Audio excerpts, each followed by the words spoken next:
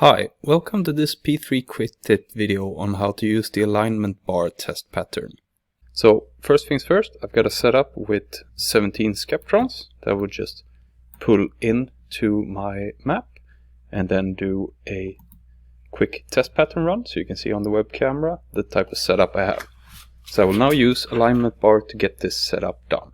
So I will start with spreading the fixtures horizontally.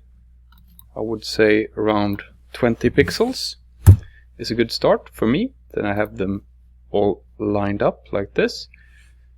Now I can zoom in a bit more in my drawing so I can see them. I will then change to alignment bar test pattern. I will change view mode to video input so I can see my alignment bar.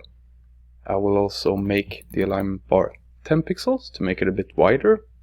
As you see in the map it's a straight line, but on the actual fixtures it's a very crooked line. So I will try to get started on mapping them.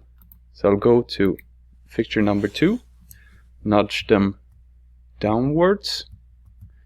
As you see, it moves down in reality, which means it's rotated 180 degrees. So I'll do my RR to rotate the fixture, then try to get it as inline as possible. Use the shortcuts N and B to move to the next fixture or back one fixture. I'll do this and then do this.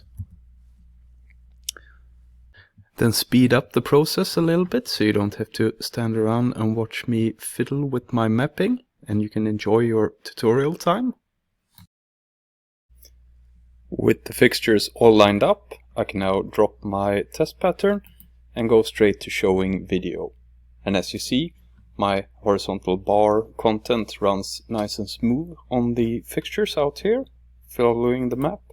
If I change to something like a tunnel and play that, you will see that it's running in the same way that it's running on the content stream. So this now means your fixtures are all perfectly aligned. Thank you very much for watching this quick tip video on alignment bar.